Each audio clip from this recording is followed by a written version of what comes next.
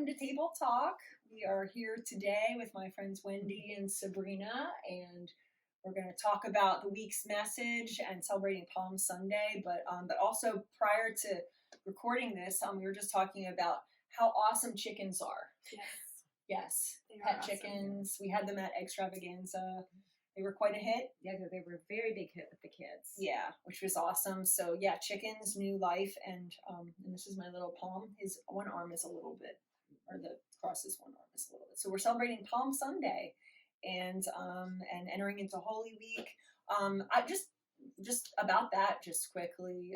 I don't know, this time of year, like when we enter into Holy Week, I always like have memories of like when I was growing up and certain things that like my family did. I grew up in the Catholic tradition, so we went to Mass several times, and just some of those services that on Thursday and Good Friday. And anyway, I was just curious if you all had a memory, whether of Palm Sunday or Holy Week, that kind of stands out to you, or something about that.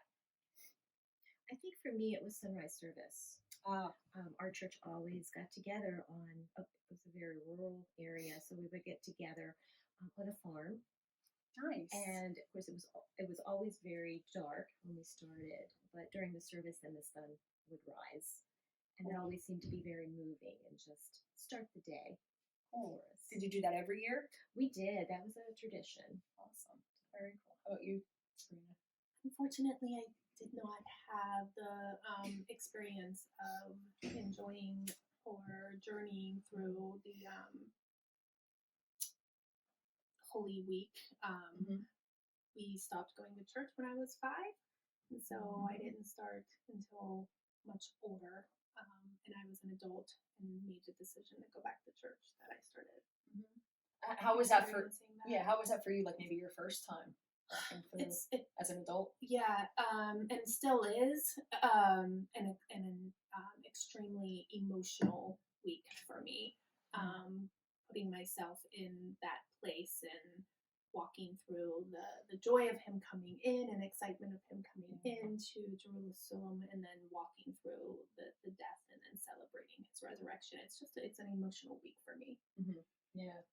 Well, I was thinking about this, and I just remember like a lot of times when Holy Week has been a week of upheaval for me.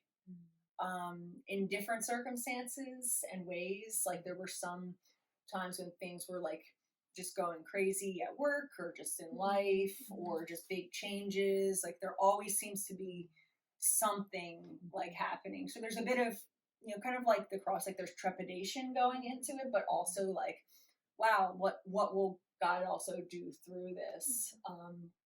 So yeah, because I can think of like several major like life changes that occurred during that, from Palm Sunday to Easter. So I think it brings a different kind of take to resurrection when we celebrate that. Yeah, 3 years ago, I think it was 2019. 2 years? How many years ago was that now? And I lost count. Trust me. Yeah, so I had the pleasure. Pastor Rob had baptisms and renewals on Easter, and I chose to renew my covenant with God on that Easter, and so that has a very special place and meaning in my heart too. That's cool. But so talking about Palm Sunday and the message, when I was preparing for it, it kept just coming up to me, thinking about how really the palms is just missing the point, and it's really meant to be that symbol of how we as human beings, we miss God right in front of us and what he's been doing, like this, all the prophecy that he was fulfilling at that time, but also like it's almost a humble reminder, like that we are not God and we miss it.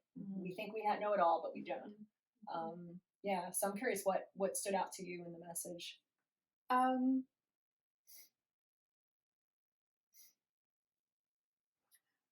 Well, what stood out to me the most, that I don't think I ever remember hearing before, is that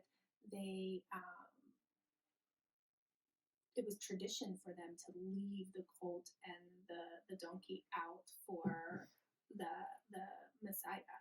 And or maybe I maybe I misunderstood that throughout hearing it over the years, but I didn't understand that, and it made it a little bit because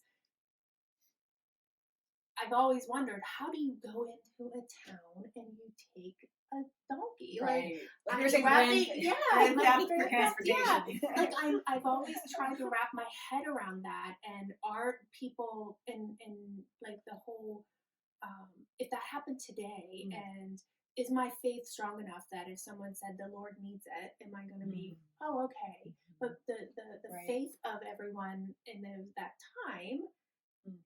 who understood that if someone said the Lord needs it, that they really were so connected with the Yeah. prophecy that they would have been like, oh, okay, yeah, Right. here.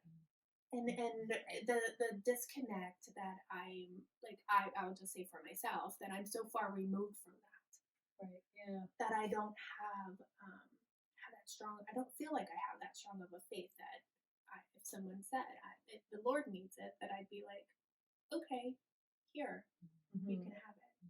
You know, Right. that stood out to me. Hearing it today, that's what stood out to me the most today. Yeah, and well, and if you think of it like that whole idea about how really all of this is tied to all these prophetic stories and pronouncements that they basically they collide, they come together. Like that was one of them, but it was just one of them. So everybody kind of got like a snapshot or like a snippet of what Jesus was going to do, but nobody really had the full picture. So those people, like, yeah, when he came in, they were like, oh yeah, he definitely take the donkey, take the colt, like we're ready for it. But then that other piece of that he would, ascend the Mount of Olives and then descend and go into the valley, and the expectation there. I don't know. Every time I think of that, of it being this like long expected moment, we read it and I get chills, that this is happening. But the people at the time didn't realize it, like we miss it. Yeah. Yeah. Yeah. So I'm just curious with you guys, like how has there been a time maybe that like maybe your eyes have been opened, maybe 2020 hindsight, or maybe something that you realized about Christ, like even about what it means to be a disciple of Jesus. How have your eyes been opened maybe to something new that you didn't see before?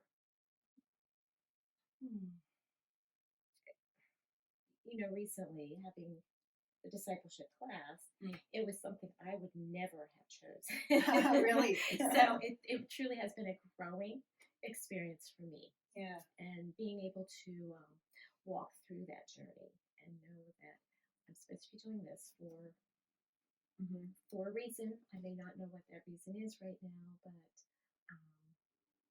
and obeying. Yeah, yeah. So, if you wouldn't mind, just briefly, I know both of you guys have been through what we offer here at Table Life Church's discipleship, but now you're also facilitating different groups. Like, what is that, or what does that look like? What is that discipleship journey? So it's going through it a second time with a group of leading a group of individuals. It's been amazing to watch us grow from week 1 to week 6. Now we just finished week 6, and the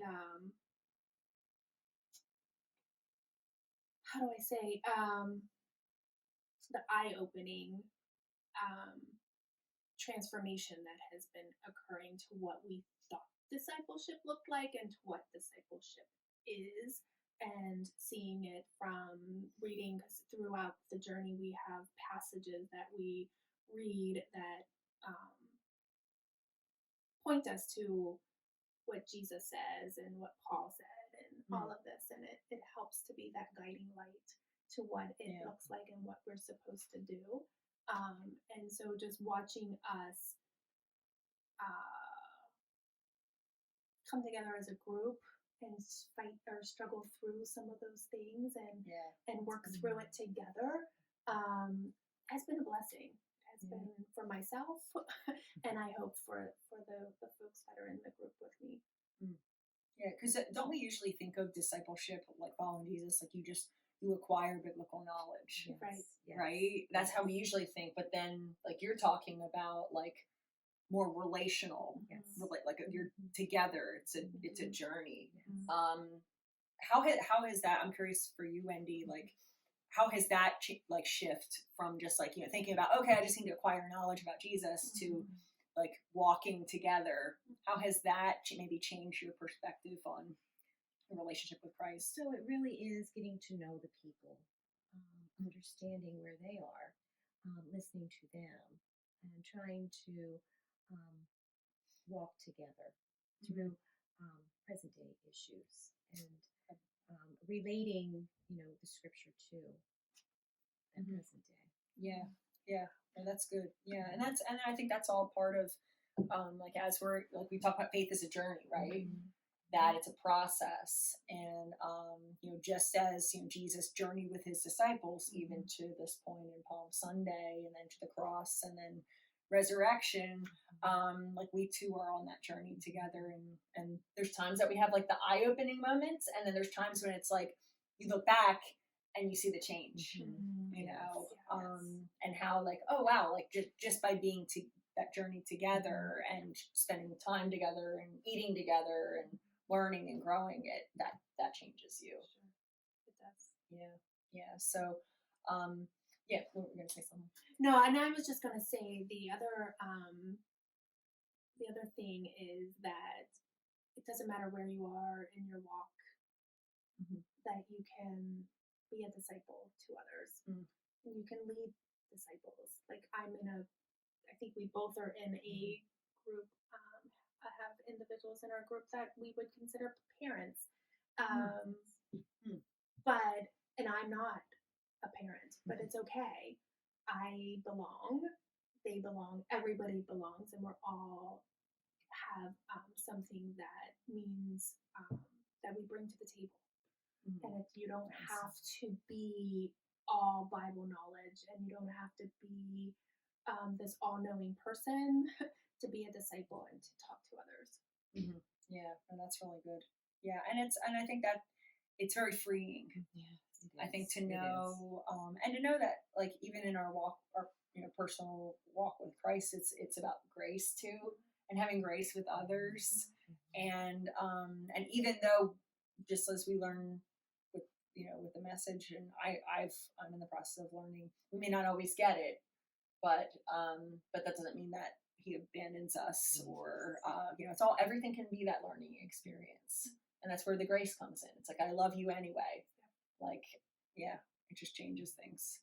Yeah. I've also been struck how closely interwoven the scriptures during in the discipleship class.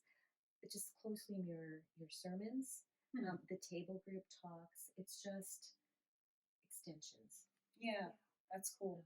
Yeah, and everything just reinforces one another. Yeah, and even serving yesterday at the extravaganza that we had, like that's part of discipleship. It is. It is. And some of the moments, the different people that we were talking to, and it was like, this is becoming very real, and the tools that this course gives us and reinforces can be so helpful. Nice. Well, we'll put a little plug in for you guys, and well, this is going to be kind of an ongoing thing, and we'll have the next, I believe, discipleship group that'll probably start in the summertime, and even if you're online and maybe can't be here in person, we'll also try to figure out like a digital version, whether you Zoom in with a group that's meeting or it's just a digital group. Like, we want to be creative with that too, but I think it's really important to go through together, to journey together, not just by yourself. Agreed. Yeah, That's what we learned this week. Good. Awesome. Journeying as a group and not in isolation. Yeah, very important. The importance of that. Cool. Well, thank you, ladies. Thanks for joining us today. And as we kind of step into this holiest week of the year, and we're reminded all that Jesus has done and walked through on our behalf, but also how it's not just a moment that's cemented into history, but that we continue to live and walk into even today, and to do so together. I think that's even cooler. So be sure to join us Friday, or actually Thursday. We're going to have our little online Monday, Thursday devotion and salt. And I think there's going to be some music as a part of that, just a short thing. And then Friday will be Good Friday service, 7:00, and online in person, and then Easter. So I know, comes quick. I know. So I can't believe it. I know it is. It is. So so thanks, guys, once again, and Thank you. yeah, we hope you guys have a great week, and we'll see you soon. Take care. Bye.